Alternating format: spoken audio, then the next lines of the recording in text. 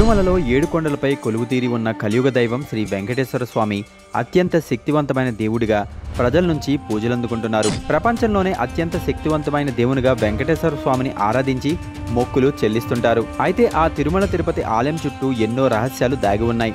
వాటిలో ఆశ్చర్యపరిచే 10 నిజాలు మీకోసం. శ్రీవారి పూజకు ఉపయోగించే పూలు, పాలు, వెన్న, పవిత్రమైన మూలికలు, ఆకులు, ఇలా ప్రత్యేకమైనవి ఎన్నో వస్తువులు తిరుమలకు దాదాపు 22 కిలోమీటర్ల దూరంలో ఉన్న ఒక రహస్య గ్రామం నుంచి మాత్రమే సేకరిస్తారు. ఈ గ్రామం ఎక్కడుంది, ఆ గ్రామం పేరేంటన్నది రహస్యంగా ఉంచుతారు.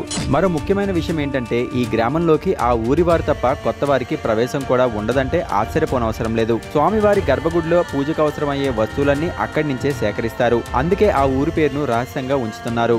ఆ ఊరి ప్రజలు కూడా అంతే భక్తి శ్రద్ధలతో నడుచుకుంటున్నారు. శ్రీవారి విగ్రహం ఆలయంలో గర్భగుడి మధ్యలో ఉన్నట్టు కనిపిస్తుంది.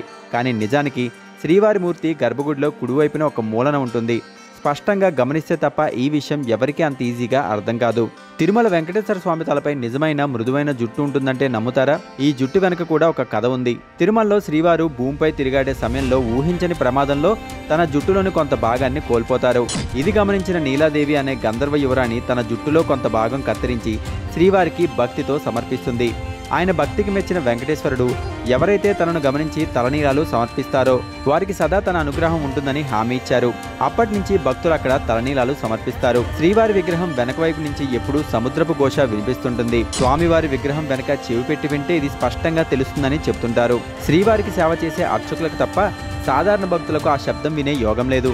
ఆలయ గర్భగుడిలో శ్రీవారి ముందు వెలిగించే దీపాలు కొన్ని వేల సంవత్సరాలుగా కొండెక్కకుండానే వెలుగుతున్నాయి. ఎవరు వెలిగించారని దానిపై స్పష్టత లేకపోయినా అప్పటి నుంచి శ్రీవారి ముందున్న దీపాలు దేదీప్యమానంగా వెలుగుతూనే ఉండడం విశేషం. శ్రీవారి దర్శనానికి వచ్చే భక్తులు నిర్మలమైన హృదయాలకు ప్రతీకలుగా ఇవి నిలుస్తుంటాయి. 19వ శతాబ్దంలో దారుణమైన నేరాలకు పాల్పడిన 12 మంది నేరస్తులకు ఆ ప్రాంతానికి చెందిన రాజు మరణశిక్ష విధిస్తాడు. శిక్షలో భాగంగానే వారికి ఉరిశిక్షను విధిస్తాడు. ఉరిశిక్ష అనంతరం వారి మృతదేహాలను ఆలయ గోడలకు వేలాడదీశారని ప్రచారంలో ఉంది. అప్పుడే గర్భగుడిలో ఉన్న స్వామివారు నిజరూపంలో అక్కడున్న వారికి కనిపించారని ప్రతీతి. శ్రీవారి విగ్రహం వెనక ఒక అంతుపట్టని రహస్యం దాగి ఉంది. శ్రీవారి విగ్రహం నిత్యం తేమతో తడిచి ఉంటుంది. పూజారులు విగ్రహాన్ని ఎన్నిసార్లు తుడిచినా పొడిగా మారడం లేదు. దాని వెనుక కారణం ఇప్పటికీ మిస్టరీగా ఉండిపోయింది.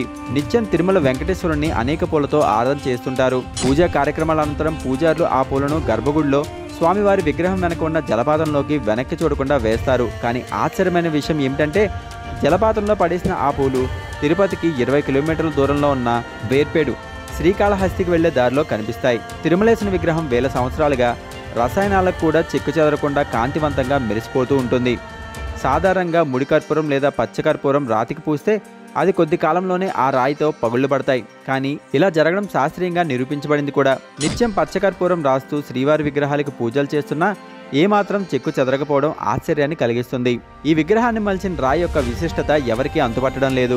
శ్రీవారి విగ్రహం రాతితో మలచబడిందే అయినా శ్రీవారి రూపం చాలా రమణీయంగా కాంతివంతంగా ఉంటూ భక్తుల్ని తన్మయత్వానికి గురిచేస్తుంది. తిరుమల శ్రీవారి ఆలయం సముద్ర మట్టానికి 3000 అడుగుల ఎత్తులో ఉండడం వలన ఆలయ పరిసరాలు నిత్యం చల్లగా ఉంటాయి. కానీ దీనికి భిన్నంగా శ్రీవారి విగ్రహం మాత్రం 110 డిగ్రీల ఫారెన్ హీట్తో వేడిగా ఉంటుంది. ఈ ఉష్ణం కారణంగా శ్రీవారి విగ్రహం ఎప్పుడూ చెమటలతో తడిచిపోతూ ఉంటుంది.